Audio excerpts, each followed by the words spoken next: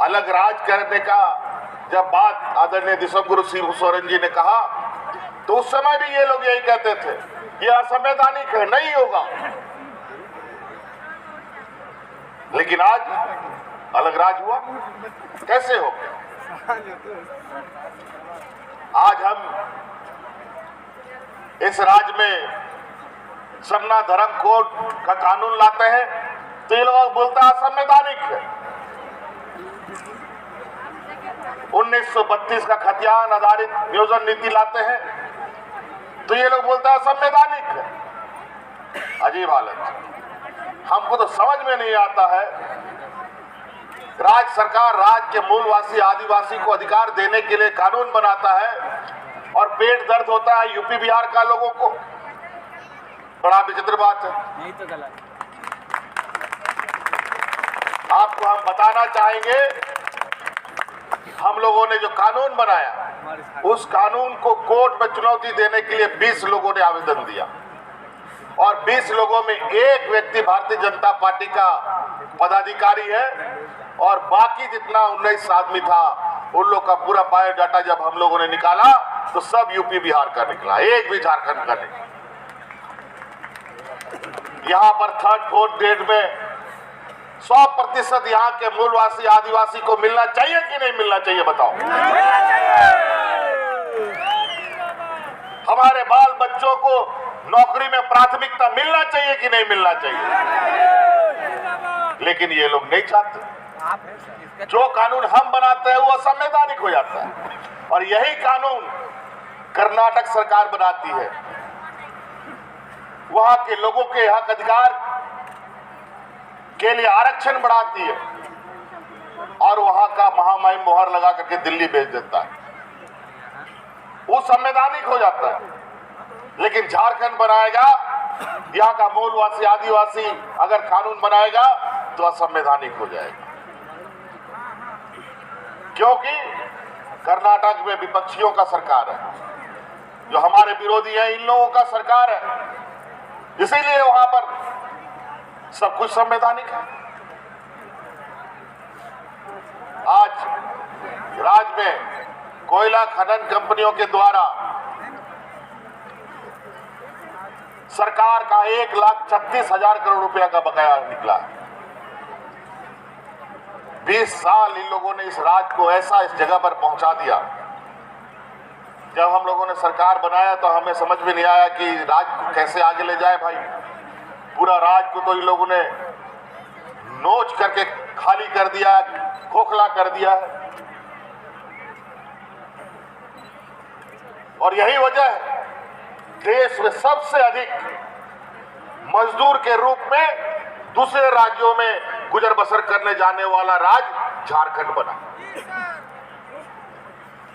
20 साल तक ही तो हमको पता भी नहीं था कि इतना बड़ा पैमाने में हमारे झारखंडी मूलवासी आदिवासी दूसरे राज्य कमाने खाने जा रहे हैं, मजदूरी करने जा रहे हैं, तो बहुत चिंता का बात है।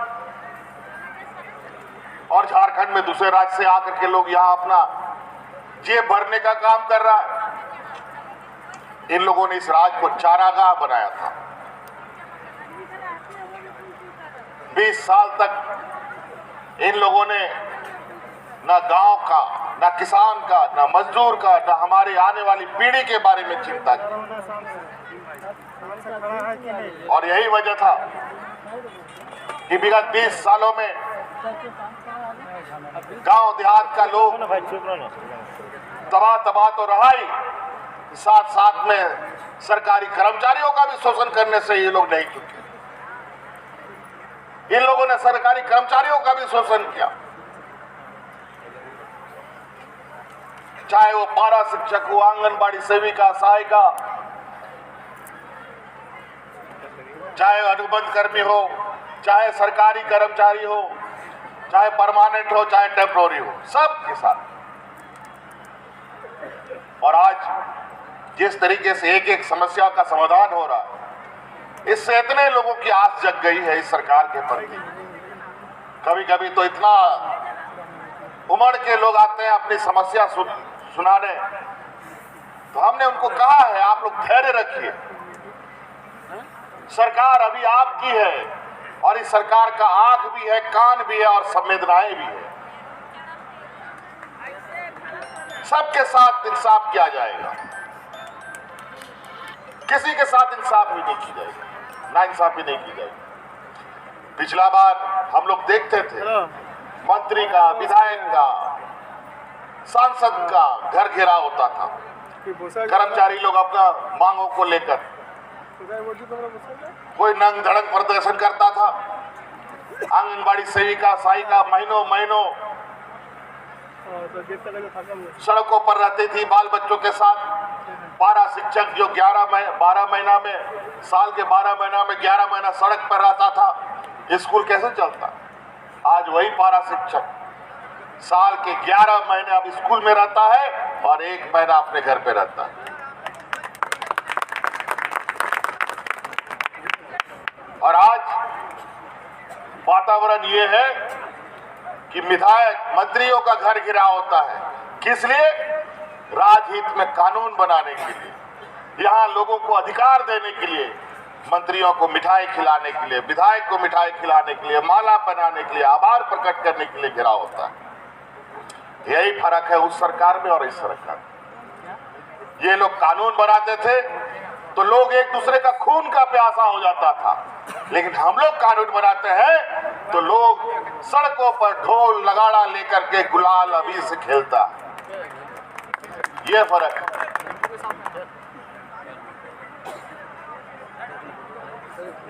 कई ऐसी चीजें आज अपना हक अधिकार मांगते हैं तो हक अधिकार ना मांगो, चुप हो जाओ, तो पीछे जांच के नाम पर पूरा सरकारी महकमे को परेशान करके रखा ताकि काम ना कर सके। सारा पाप का टिकरा इन्हीं लोगों के, हम ही लोगों के, इनका जो पाप था हम लोग के मत्थे मरने का तैयारी।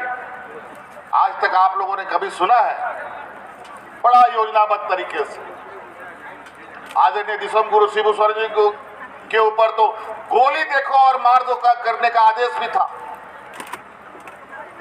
आज इस राज्य में कोर्ट कचहरी पीआईएल टीआईएल, यहाँ पर दुनिया भर का मुख्यमंत्री रहा, दुनिया भर का हमारे विपक्षियों का मंत्री रहा, किसी पर नहीं होता, सिर्फ एक ही व्यक्ति पर होता है, वो भी सोरेन खानदान के ऊपर, चाहे वो शिबू सोरेन हो, चाहे हेमंत सोरेन हो, चाहे हमारा और परिवार का कोई हो। क्योंकि इनको पता है कि जब तक ये सोरेन परिवार यहाँ पर है, यहाँ पर उनकी राजनीतिक रोटी कभी नहीं पक सकती है, इसलिए किसी भी तरीके से इनको। अब तो और भी मुश्किल हो गया। आदरणीय गुरुजी उम्र के एक पड़ाव में, तो आज यहाँ का मूलवासी एक आदिवासी नौजवान आज एक सत्ता पर, ये लोग नहीं चाहता है कोई आदिवासी मूलवासी सत्ता में रहे। आप लोग खुद ही इस बात को आकलन कीजिए कि इस राज्य का सबसे पहले मुख्यमंत्री कौन था? बाबूलाल मरांडी। हमारे विपक्ष के लोगों ने उसको बनाया था, लेकिन 2 साल 3 साल भी नहीं चलने दिया, कुर्सी से उतार दिया। फिर एक आ गए बड़े भाई अर्जुन मुंडा जी, वे भी मुख्यमंत्री बने, लेकिन उसको भी 5 साल नहीं चलने दिया, 2-3 साल में उतार दिया। और 5 साल कौन पूरा किया? छत्तीसगढ़ से आकर के छत्तीसगढ़िया